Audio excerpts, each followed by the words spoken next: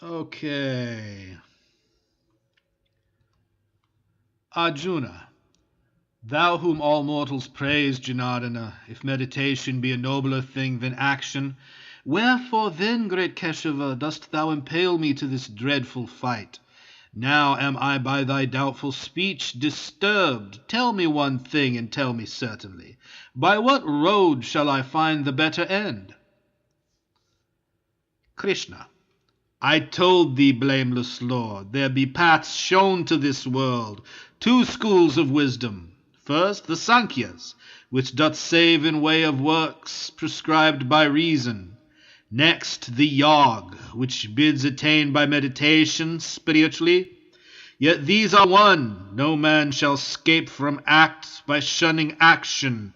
Nay, and none shall come by mere renouncements unto perfectness. Nay, and no jot of time at any time rests any actionless. His nature's law compels him, even unwilling, into act. For thought is act in fancy. He who sits suppressing all the instruments of flesh, yet in his idle heart thinking on them, plays the inept and guilty hypocrite. But he who, with strong body serving mind, gives up his mortal powers to worthy work, not seeking gain, Arjuna, such an one is honourable. Do thine allotted task. Work is more excellent than idleness. The body's life proceeds not, lacking work. There is a task of holiness to do, unlike world-binding toil, which bindeth not the faithful soul. Such earthly duty do, free from desire, and thou shalt well perform thy heavenly purpose. Spake Prajapati in the beginning, when all men were made, and with mankind the sacrifice. Do this, work, sacrifice, increase and multiply with sacrifice.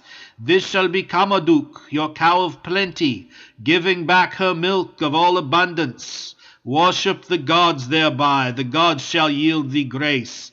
Those meats ye the gods will grant to labour, when it pays tithes in the altar flame. But if one eats fruits of the earth, rendering to kindly heaven no gift of toil, that thief steals from his world.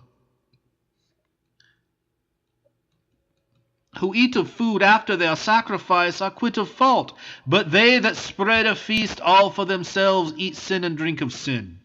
By food the living live. Food comes of rain, and rain comes by the pious sacrifice, and sacrifice is paid with tithes of toil. Thus action is of Brahma, who is one, the only, all-pervading, at all times, present in sacrifice. He that abstains to help the rolling wheels of this great world, glutting his idle sense, lives a lost life, shameful and vain, existing for himself, self-concentrated, serving self alone. No part hath he in aught, nothing achieved, not wrought of unwrought toucheth him. No hope of help, for all the living things of earth depends from him. Therefore thy task prescribed, with spirit unattached gladly perform.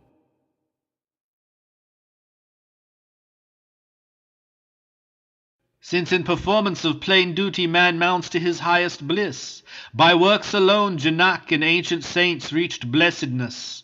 Moreover, for the upholding of thy kind, action thou shouldst embrace. What the wise choose, the unwise people take. What best men do, the multitude will follow.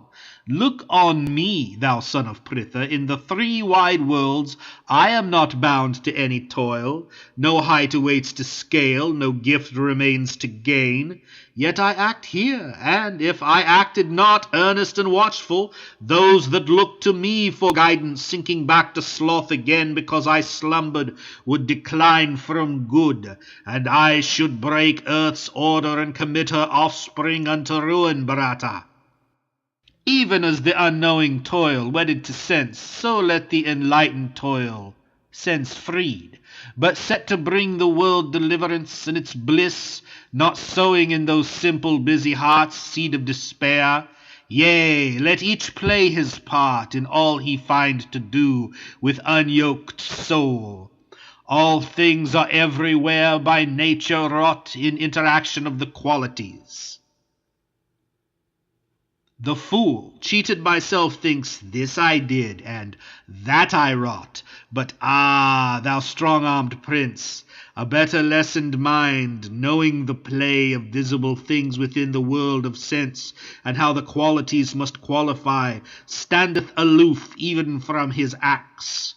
The untaught live mixed with them, knowing not nature's way, of highest aims unwitting, slow and dull.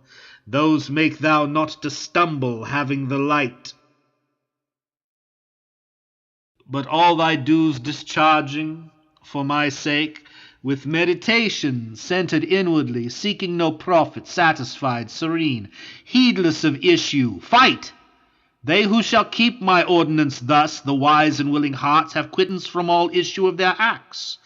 But those who disregard my ordinance, thinking they know naught, and fall to loss, confused and foolish, sooth the instructed one doth of his kind, following what fits him most, and lower creatures of their kind in vain contending gainst the law.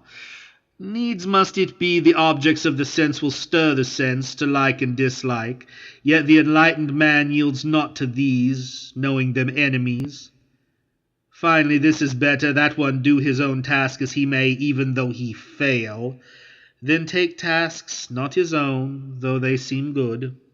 To die performing duty is no ill, but who seeks other roads shall wander still. Arjuna. Yet tell me, teacher, by what force doth man go to his ill, unwilling, as if one pushed him that evil path? Krishna. Karma it is, passion it is, born of the darknesses, which pusheth him. Mighty of appetite, sinful and strong is this, man's enemy. As smoke blots the white fire, as clinging rust mars the bright mirror, as the womb surrounds the babe unborn, so is the world of things foiled, soiled, enclosed in this desire of flesh. The wise fall caught in it, the unresting foe, it is of wisdom, wearing countless forms, fair but deceitful, subtle as a flame. Sense, mind, and reason, these, O Kunti's son, are booty for it. In its play with these, it maddens man, beguiling, blinding him. Therefore, thou noblest child of Bharata, govern thy heart, constrain the entangled sense, resist the false, soft sinfulness which saps knowledge and judgment. Yea, the world is strong, but what discerns it stronger? And the mind strongest, and higher o'er all the ruling soul. Wherefore, perceiving him who reigns supreme, put forth full force of soul in thy own soul. Fight, vanquish foes and doubts, dear hero. Slay what haunts thee in fond shapes and would betray. Here endeth chapter 3 of the Bhagavad Gita, entitled Karma Yoga, or the Book of Virtue in Work.